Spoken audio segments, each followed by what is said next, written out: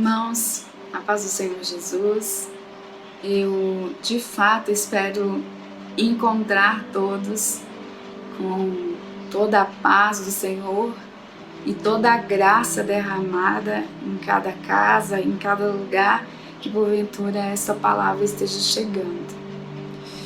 E Deus tem falado comigo e Deus tem trago ao meu coração que nós estamos num momento muito especial, onde Ele, de uma forma verticalizada, tem tocado a igreja, e a igreja, neste momento, está sendo tocada numa base muito importante, que é a nossa casa.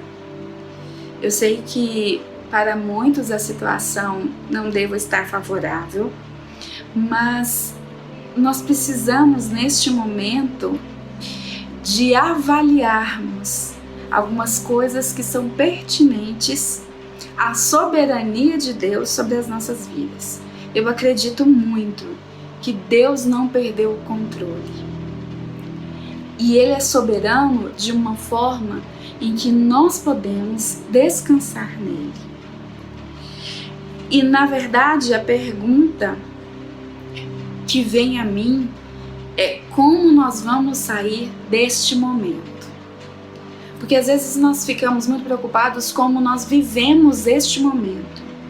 Mas ao final desta pandemia, deste distanciamento social, dessa crise globalizada, como nós vamos abrir as nossas casas e sairmos daqui?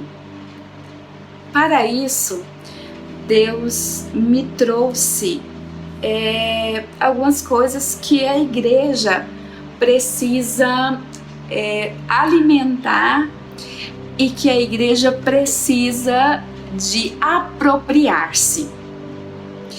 E o título, eu gosto de dar título, me faz bem, pelo menos me orienta. E o título desta palavra é O Medo, uma Arma Equivocada. Nós estamos entrando em contato com as pessoas e vem se dissipando, eu falo que a cultura do medo. Porque neste momento de instabilidade, em todas as áreas, nós começamos a alimentar o medo. E o medo é uma arma que ela é equivocada. Porque se nós vamos sair dos nossos lares, enfrentar uma nova realidade, e se nós usamos o medo para isso, nós vamos ter um grande problema. E eu quero trazer a palavra do Senhor, que está a partir do capítulo 6 de Juízes. Nós vamos falar sobre um personagem chamado Gideão. Quando nós falamos de Gideão, normalmente a gente associa muito a história do chumacinho de algodão, que Gideão estava fazendo prova com Deus. No capítulo anterior, que é no capítulo 6, começa o chamado de Gideão. E eu quero contar como estava o panorama, para a gente entender muito da história de Gideão.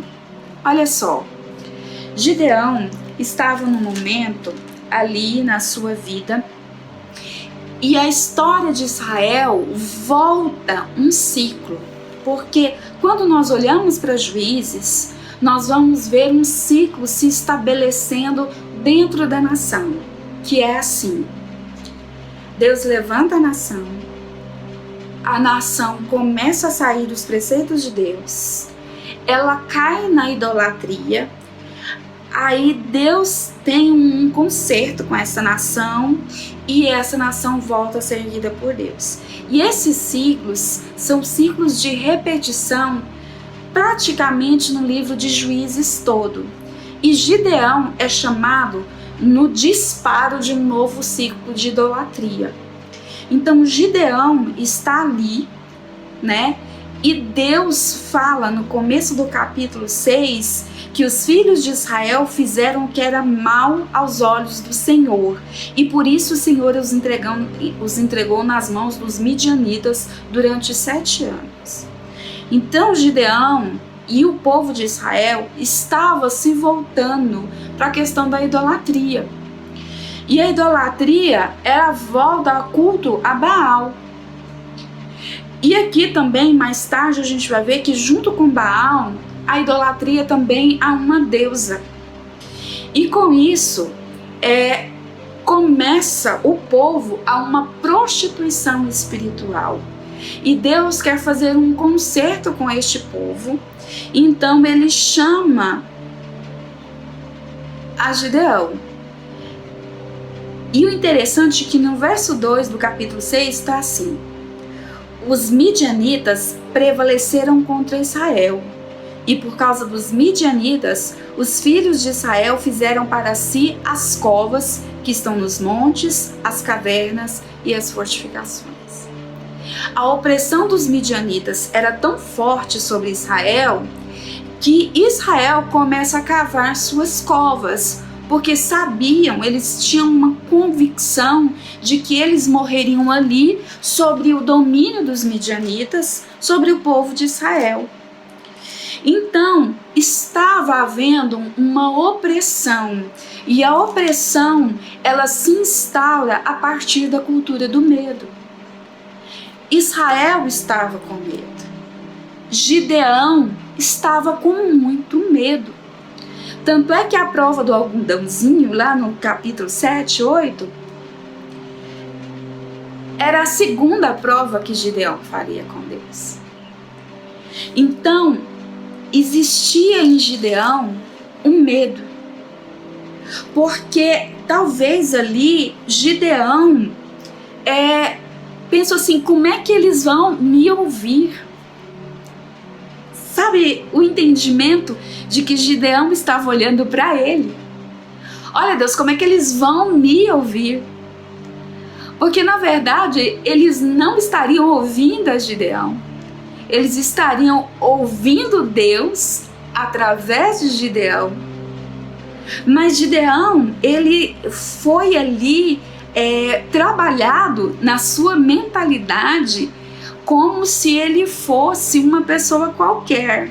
Ele começa a falar que ele era da menor tribo, e na verdade não era, porque Gideão era da tribo de Manassés.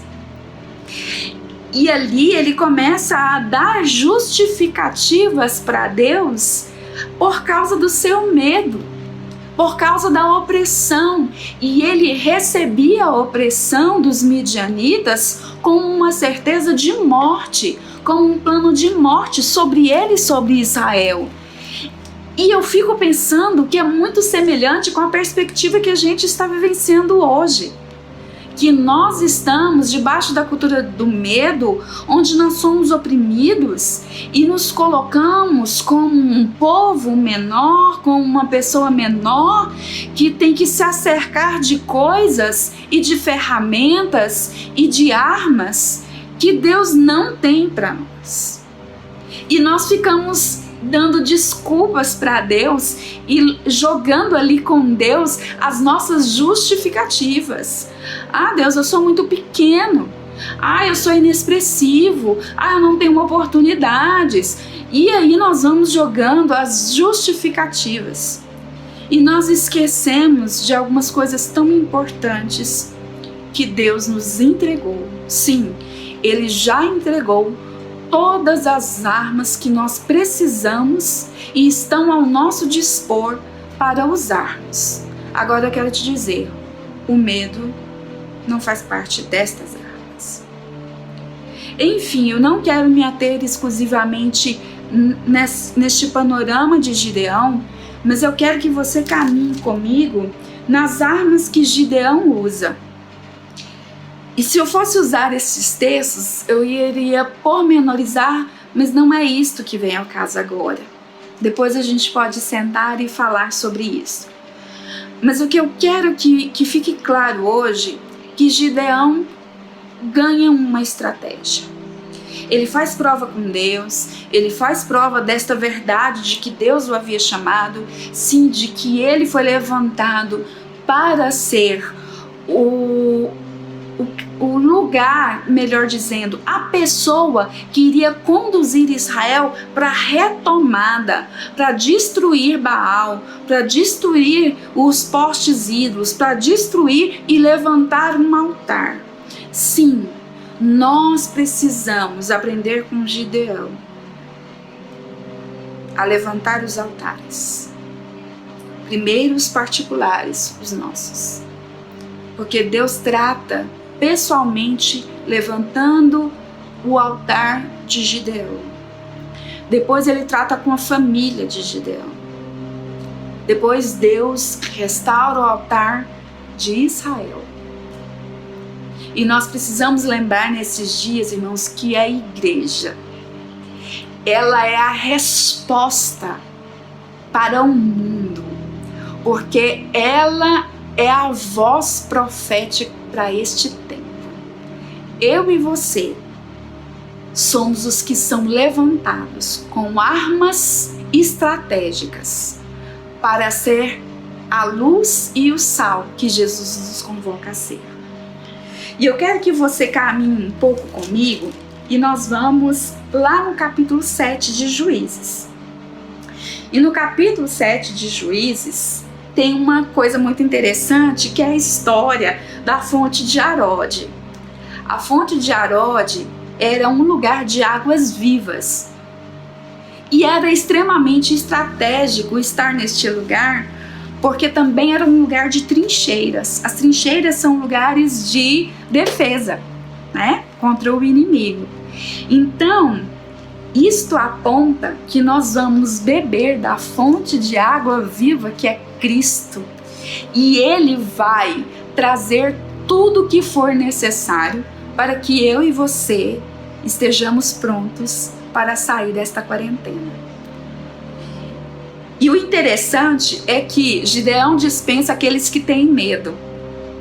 E talvez a gente possa pensar que ele talvez seria o primeiro, mas antes, lembra que Deus restaura o altar de Gideão e tira o medo e traz uma fé, uma convicção de que Deus tinha tudo planejado para que Israel vencesse os midianitas. E olha só, eu quero me ater numa coisa aqui muito interessante. Gideão manda os medrosos fora.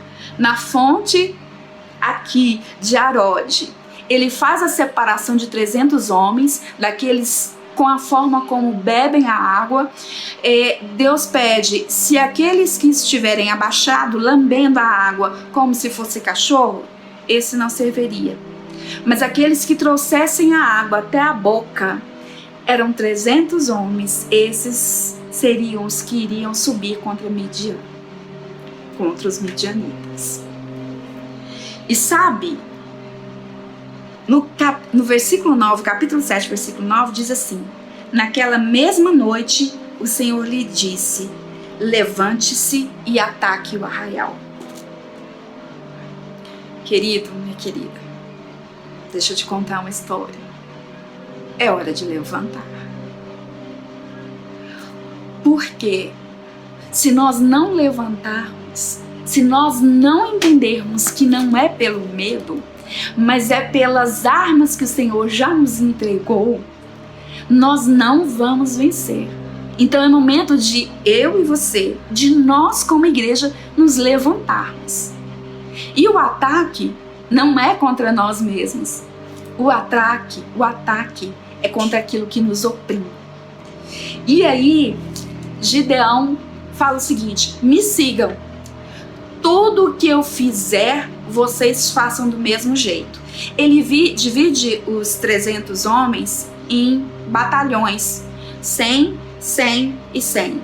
E cercam ali o vale onde os midianitas, os soldados de Midian, estavam.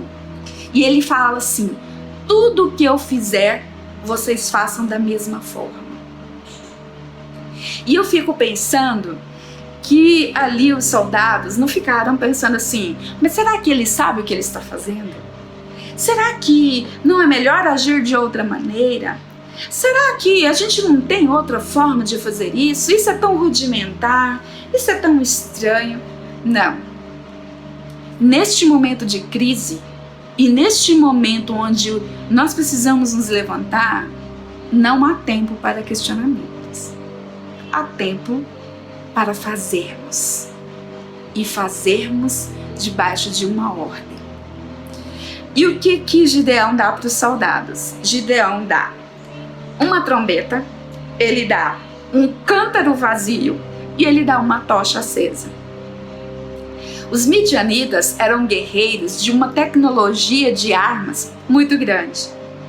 Imaginem que os soldados 300 contra milhares de homens de midianitas bem organizados iriam ganhar a guerra com cântaro, melhor, na ordem, trombeta, cântaro vazio e tochas acesas. Então vamos lá. Eu quero te dizer que estas são as armas que Deus tem para nós nesse tempo. 3 armas. Trombeta. A trombeta, ela aponta para o mesmo som. Quando Gideão tocava a sua trombeta, 300 trombetas eram tocadas ao mesmo tempo. Isto fala de uma unidade. Esta estratégia comanda a unidade da tropa de Israel, que iria libertar o Israel dos midianitas. Então olha só, toque a trombeta. E as 300 trombetas estavam sendo tocadas em um som. E trombeta fala de adoração. Essa é a arma da igreja. Quando a igreja se prostra em adoração, é proscrinetai, significa rosto ao chão, dizendo que eu não mereço, mas eu adoro o Rei dos Reis, o Senhor dos Senhores, aquele que é, que era e que há de vir. E eu entendo que Ele é soberano e tem cuidado do seu povo. A adoração fala de rendição, fala de total entrega, porque ali na fonte de Arode significa eu me submeto, significa eu dependo. Então tocar a trombeta é a adoração, a primeira arma. A segunda arma, quebre o cântaro vazio. E ali todos quebravam o cântaro e aquilo deu um impacto tão grande para os midianitas que estavam naquele vale e quebraram o cântaro vazio. Significa que eu preciso negar a mim mesmo. Eu preciso negar ao que eu penso. Eu preciso negar ao meu ego, porque o ego é o início da idolatria. Lembra que o povo estava voltando às práticas da idolatria a Baal por causa da mistura com o mundo? E quando eu quebro o meu cântaro vazio, eu estou declarando para o mundo: não vivo mais eu, mas Cristo vive em mim. Isso é muito forte, queridos. Isso é muito especial. Nós precisamos quebrar os nossos cântaros, a nossa justiça própria, as nossas justificativas, porque nós temos uma arma que é não andar segundo nós mesmos, mas segundo aquele que nos chamou. E a terceira arma é erga a tocha. Porque quando se ergue as tochas acesas, 300 tochas acesas cercando ali, Os midianitas ficaram ali sem noção de tempo, de lugar. Eles foram impactados pela adoração, pela trombeta, o som. Eles foram impactados pelo estrondo do quebrar os cântaros. E eles ficaram confusos, ofuscados pelas tochas acesas. As tochas acesas simbolizam a luz da palavra de Cristo. Lâmpada para os pés e luz para o caminho. Então as nossas tochas têm que estar altas e acesas, dizendo que a palavra é a verdade, que é loucura para este mundo, mas que para nós, para o povo de Israel, para o povo de Deus, para a igreja, é a sabedoria. Então nós precisamos usar estas armas: adoração, o esvaziar e a luz da palavra de Deus. Assim nós estaremos prontos. E sabe o que eu acho que é maravilhoso? Que é o tempo, é a forma como foi aniquilada a história dos midianitas neste tempo. A palavra do Senhor disse que eles ficaram tão enlouquecidos por esta estratégia maluca, que diz assim no capítulo 7, no versículo 22.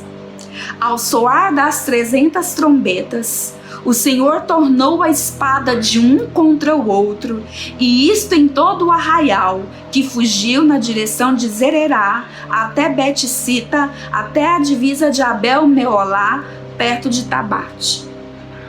Você sabe o que aconteceu? Os midianitas ficaram tão enlouquecidos que eles mataram uns aos outros. Eles acabaram uns com os outros. E os que sobraram fugiram. E os que fugiram, aqueles que ficaram no arraial de Israel, ali em Efraim, ali em Naftali, os que voltaram de Manassés, cercaram os midianitas em todos os lugares que eles fugiram e aniquilaram todos os midianitas dali. Eu quero te dizer, querido, que não se preocupe qual será a forma que Deus vai agir, mas vai ser surpreendente. A questão é: tira o medo, coloque as armas que a igreja tem, se levante, proclame, adore e creia. Quando nós, como igreja, entendermos que o poder não está em nós, mas o poder está naquele que morreu na cruz, mas que ressurreto está, preparando um lugar para nós, e que dias melhores Ele vai nos proporcionar, porque nós vamos nos levantar no posicionamento ao lado de Gideão. Nós temos uma liderança. Nós somos um único povo. Esta história de Gideão, ela traz para mim, ela reforça a mim a ideia de que nós somos um. E existe uma voz profética nos chamando para levantar os nossos altares, reconstruir os nossos altares, oferecer ali a nossa libação, a nossa adoração, conduzir a nossa família e ensiná-la a nossa fé, para que o nosso lar também tenha os seus altares levantados e a nossa igreja tenha os seus altares levantados para a gente vencer. Então eu quero te chamar, querido, a ter fé, a confiar. ser um adorador, proclamar a palavra e esperar a convocação para sairmos às ruas e fazer a diferença neste tempo, porque nós temos a resposta que muita gente procura. Eu e você temos a resposta, que é um Cristo vivo, não morto, vivo, e um Espírito que vivifica e vivifica e vivifica todos os dias o Cristo em nós. Quero orar com você. Vamos orar juntos? Senhor, nós estamos aqui como igreja juntos. Esses textos de Juízes são tão maravilhosos e nos faz pensar, Senhor amado, que nós não precisamos ter medo, porque o nosso Pai Celeste já tem toda a estratégia para o tempo da adversidade, e que em todo tempo Ele cuida de Israel, Ele cuida da igreja e Ele cuida dos seus filhos. Pai, e que o bálsamo do Senhor agora alcance a vida dos meus irmãos, onde eles estiverem agora, Jesus. Espírito Santo, vivifica a fé a partir da restauração dos nossos altares dentro das nossas casas e nos faça levantar, nos faça ficar de pé, e que nós estejamos nos alimentando das boas novas, e que nós sejamos um único corpo de um Cristo que é a cabeça e que nos chama, Senhor amado, para o tempo de apontar as respostas para este mundo, para as pessoas, para os aflitos de coração. Levanta-nos como igreja e nos coloca de pé, Senhor, pronto para a hora que o Senhor nos convocar, nós estejamos saindo, Pai amado, com a adoração restabelecida, nos aquebrantando todo o tempo e com a palavra aquecendo os nossos corações como luz para o caminho. E eu te agradeço, Pai, por esta palavra e pelos meus irmãos que estão comigo numa unidade, como Igreja de Deus em Serrinha, nos levantando para este novo tempo, para o seu povo. Em nome de Jesus. Amém. Queridos, que seus dias sejam bons na presença deste Cristo, que Ele te aqueça, que Ele te convença e que você dê as mãos para Ele, porque Ele quer te levantar. Uma boa noite e que Deus continue te abençoando.